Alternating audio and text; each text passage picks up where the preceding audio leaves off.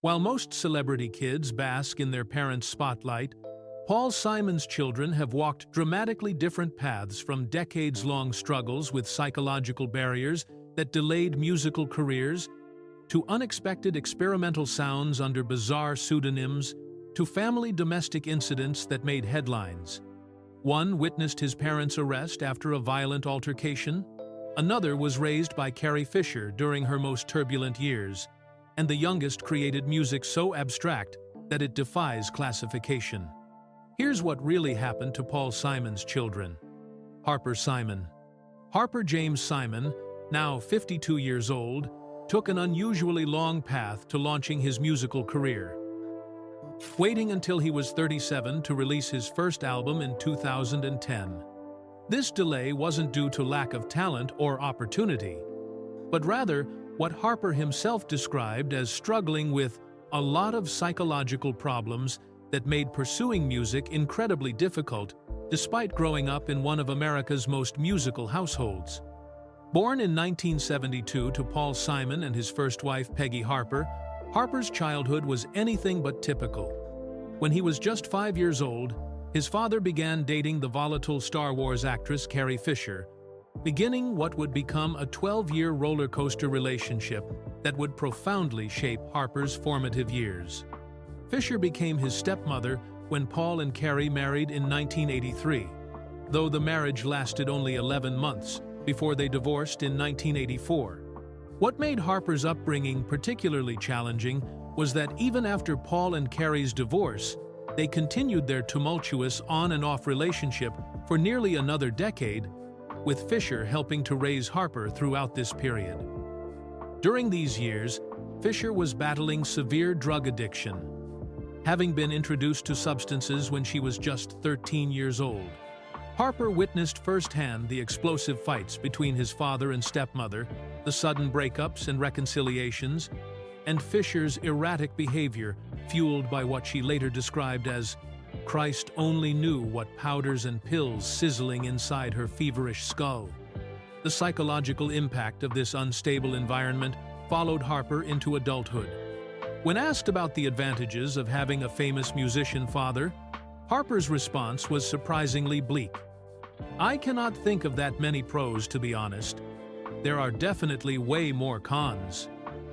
He explained that growing up with Paul Simon's name created a lot of contempt prior to investigation, from people in the music industry who assumed he was simply trading on his father's reputation. Harper's struggles weren't just about external perception, but deeply internal battles that prevented him from pursuing music for decades. In a 2010 interview, he candidly admitted he had a lot of psychological problems that needed to be overcome before he could even consider putting himself in the spotlight. He described feeling underprepared and needing to build up his skill set, not just musically, but emotionally, to handle being the representative of the project. The weight of comparison proved overwhelming for years. Harper explained that he was always reluctant to go in the spotlight anyway, and was reticent about the media, partly because he knew that if he released music too early, or with work that wasn't substantive, he would get dismissed and won't get another chance. This fear was particularly acute for someone who comes from a family where there's some fame in rock and roll because they want to dismiss you. When Harper finally did release his self-titled debut album in 2010, he had spent years in therapy working through his psychological barriers. The album featured collaborations with legendary Nashville session musicians and even included 3 songs co-written with his father Paul, marking the first time they had ever truly worked together musically, despite Harper having toured with Paul as a teenager and occasionally joining him on stage. Even after finding the courage to release music, Harper has remained notably private, avoiding social media entirely, and keeping his personal life largely out of public view. His journey from a psychologically struggling young man to a recording artist took nearly 4 decades, shaped profoundly by the chaos of growing up with Carrie Fisher during her most turbulent period and the immense pressure of carrying the Simon family name. Adrian Simon. Adrian Edward Simon, now 32 years old, has spent much of his adult life grappling with questions of identity, both as an artist and as the son of two famous. His struggle with finding his own voice became publicly apparent in August of 2023, when he announced on Instagram that he would be retiring his stage name Ade, a decision that suggested he was experiencing a significant creative identity crisis after years of performing under the pseudonym.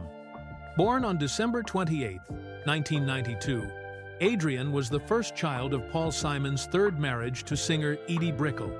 Unlike his older half-brother Harper, Adrian grew up immersed in music from the very beginning, writing his first song at just 9 years old and singing on his father's Academy Award-nominated track, Father and Daughter, from the Wild Thornberrys movie soundtrack when he was only 10.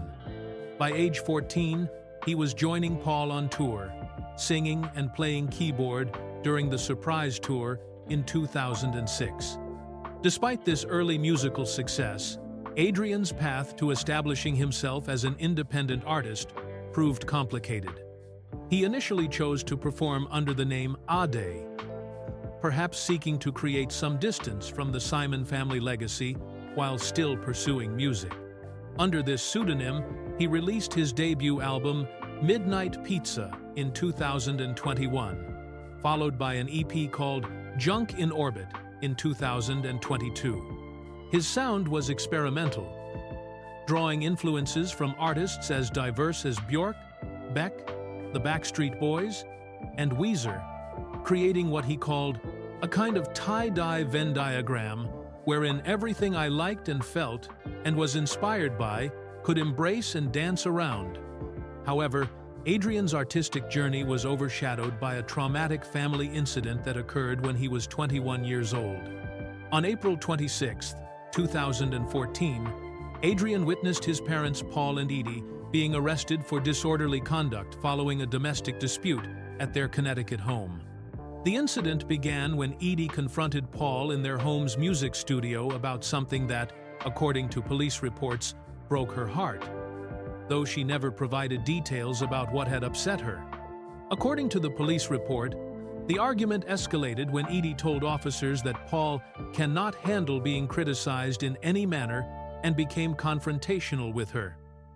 The situation turned physical when Paul shoved Edie, and she responded by slapping on him in the face. It was Paul himself who called 911 after the altercation, leading to both parents being arrested and charged with disorderly conduct. Paul sustained what police described as a superficial cut to his ear, while Edie had a small bruise on her right wrist.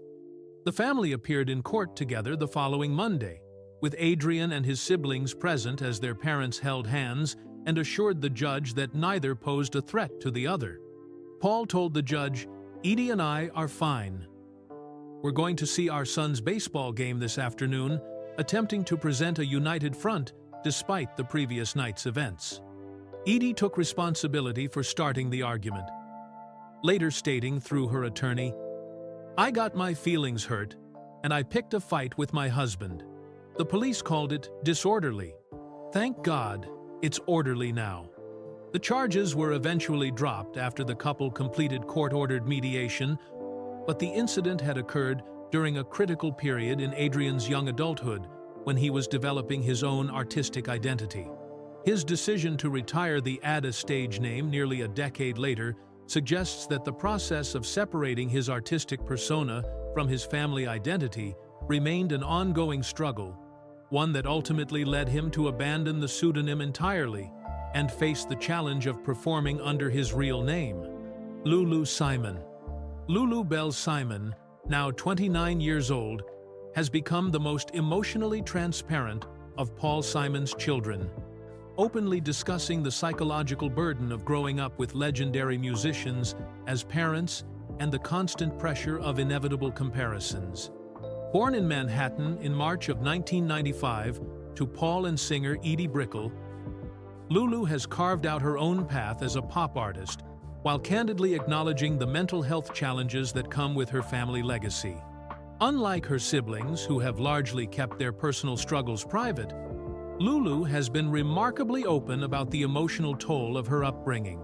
In interviews, she has described the difficulty of pursuing music when comparisons to her famous parents are unavoidable, saying, "I think it's really difficult not to get discouraged because comparison is unavoidable," and explaining how hard it is not to look at someone else who is your age or younger than you and to see their career excel in a way that yours isn't, and to look at yourself and say, "What am I doing wrong?"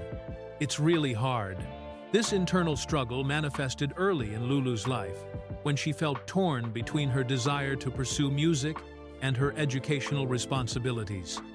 She admitted that she wanted so badly to drop out of school and focus on music, but that wasn't a possibility, which left her feeling torn between what I had to do and what I wanted to do.